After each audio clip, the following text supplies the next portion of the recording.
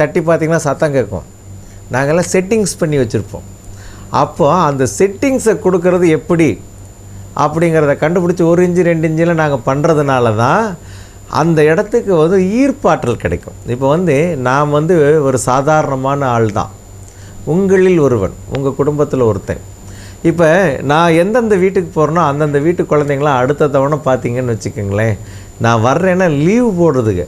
மதுரையில் பார்த்தீங்கன்னா ஒரு வீட்டில் நான் வர்றேன்னு சொன்னால் 2 குழந்தைங்க லீவ் போட்டுருச்சு. இன்றைக்கி அங்கிளோடு இருக்கணும். அது நான் ஒன்றும் அவங்களுக்கு தரல. இத்தனைக்கு நான் தின்பண்டம் வாங்கி கொடுக்குறேன்னா ஒன்றும் கிடையாது. அந்த குழந்தைங்களுக்கு வாங்கி வச்சுருக்கிற பிஸ்கெட்டுகளை அதுவே கொண்டாந்து எனக்கு தட்டில் வச்சுட்டு அதுகளும் சேர்ந்து எடுத்துக்கிட்டு சாப்பிடுங்க அப்படின்னு சொல்கிற மாதிரி இருக்கும். அப்படி இருக்கிறதுக்கு எது காரணம் அப்படின்னா, இந்த தடைகளை இந்த 1 இன்ச்சு 2 இன்ச்சை கண்டுபிடிச்சி கொடுத்ததுனால தான் பாசம்.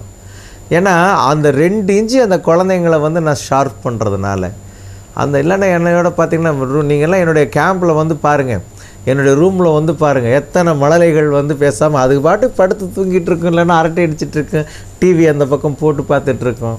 சார் அந்த குழந்தைகள் வந்து படிப்பில் வந்து நிறைய பேர் வந்து பின்தங்கி இருக்காங்க, இல்லை மந்தமாகறாங்க இல்லையா சார்? இதுக்கு வந்து என்ன சார் காரணம்? ஏன்னா ஸ்கூலில் தான் அவங்க வந்து பெரும்பாலான நேரம் இருக்காங்க. அதுக்காக வந்து ஸ்கூல் தப்பாக இருக்குது அப்படின்னு சொல்லி ஸ்கூலை மாற்ற முடியாது இல்லையா சார்? அவங்கள வந்து வீட்டிலேருந்தே ஷார்பன் பண்ணணும் அப்படின்னா என்ன செய்யணும்? அதாவது இன்றைக்கி எல்லா ஆசிரியர்களும் தலைமை ஆசிரியர்களும் சொல்லுவது, நாங்கள் 40 குழந்தைகளை மொத்தமாக கவனிக்கிறோங்கம்மா, அதனால் பொதுவாக உள்ளதை பூரா சொல்லி கொடுக்குறோங்கம்மா, எங்களால் தப்பில்லாத அளவுக்கு எல்லா குழந்தைங்களையும் நாங்கள் பார்க்குறோம், வீட்லேயும் கொஞ்சம் நீங்கள் ஃபாலோ பண்ணுங்க அப்படின்ட்டு. வீட்டில் நீங்கள் எத்தனை நேரம் ஒதுக்கி குழந்தைய ஃபாலோ பண்ண முடியும்? ஒன்றும் வேண்டியதில்லை, நீங்கள் தான் சொல்லி கொடுக்கணுங்கிறல. இப்போ எங்கள் அப்பா வந்து படிக்கலை, நாங்கள் கொஞ்சம் படித்தோம். இன்றைக்கி எங்கள் குழந்தைங்களாம் கம்ப்யூட்டர் அதுன்னு அதிகமாக படிச்சிட்ருக்குறாங்க. இப்போ என் தம்பி பையன் வந்து பார்த்திங்கன்னா இப்போ என் கம்ப்யூட்டரை வந்து பூந்து விளையாடுவான். அந்த அளவுக்கு கேம் ஆடுறது அதுன்னு. அவன் வயசில் எங்களுக்கு அந்த அறிவு இருந்ததுன்னா கிடையாது, அப்போ கம்ப்யூட்டரே கிடையாது. இதுக்கு முன்னால் எங்கள் அப்பா கில்லி விளையாடாதான்னு சொல்லுவார். இன்றைக்கி கில்லியை வச்சு ஒரு படமே வந்து வெற்றி அடைஞ்சு போச்சு. அந்த மாதிரி காலத்துக்கு தகுந்த மாதிரி மாறுதல்களை குழந்தைகள் எடுத்துக்கணுன்னா உங்கள் வீடு தான் கரெக்டாக இருக்கணும்.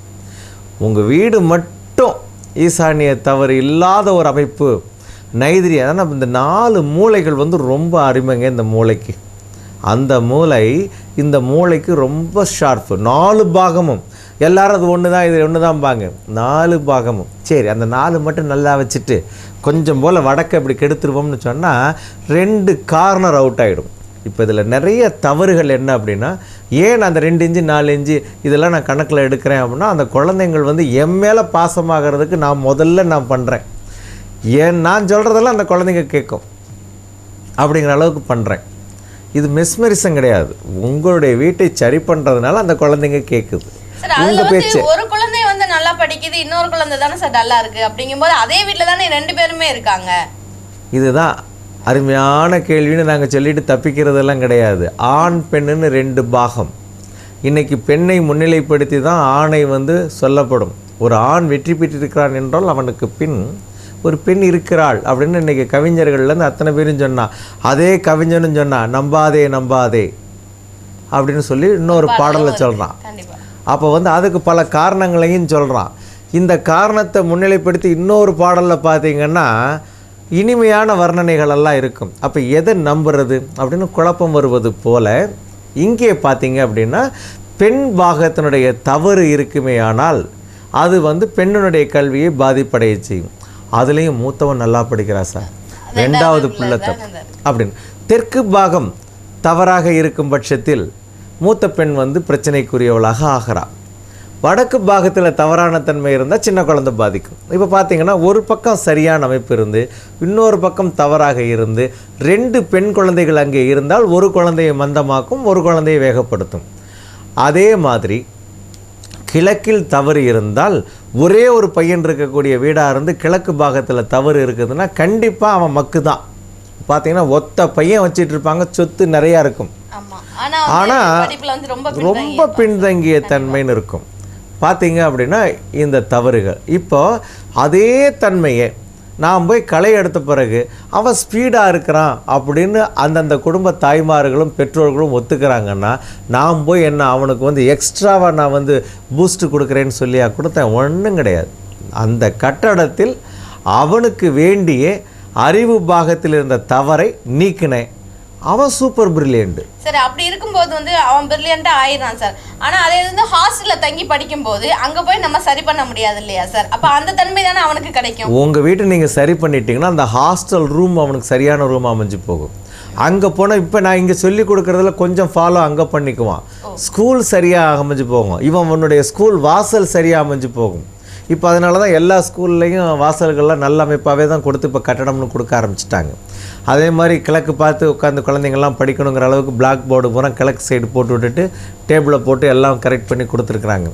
நிறைய பள்ளிக்கூடங்கள் இப்போ புதுசாக கட்டுறது பூரா வெண்டிலேஷன்லாம் கொடுத்து நல்லா பண்ணிட்டாங்க. பழைய கட்டடங்களில் வந்து இருந்தது பூரா ஜன்னலே சில இப்போ நீங்கள் வந்து நல்ல அமைப்பு கொடுத்துட்டிங்கன்னா உங்கள் பையனுக்கு அந்த ஸ்கூல் நல்ல அமைப்பு அப்படியே மாறுது.